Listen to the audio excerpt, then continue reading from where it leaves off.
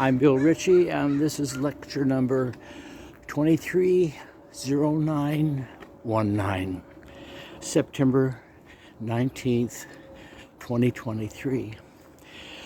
The subject is reinventing printmaking, getting it right. My proposition is that printmaking is a perfect balance of left hemisphere and right hemisphere thinking.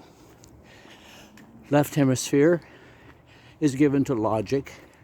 That's printmaking. It's mechanical, it's repeatable, but it is too logical.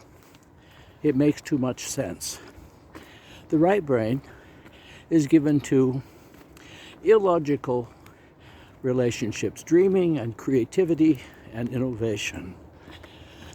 The two combined, you might suggest printmaking on the left side and art on the right side. But when you make a print with art in mind, you're balancing the two together. You're putting logic and illogic together.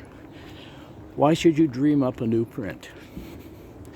It's interesting, for one thing, and approached in a certain way, it could be like playing with material the way children do. I heard someone say one time a cruel remark. They said, "He's so stupid. If she had a brain, she'd take it out and play with it." Well, in fact, when we study neurology with things like left and right side brain, we are playing with our brains in a sense.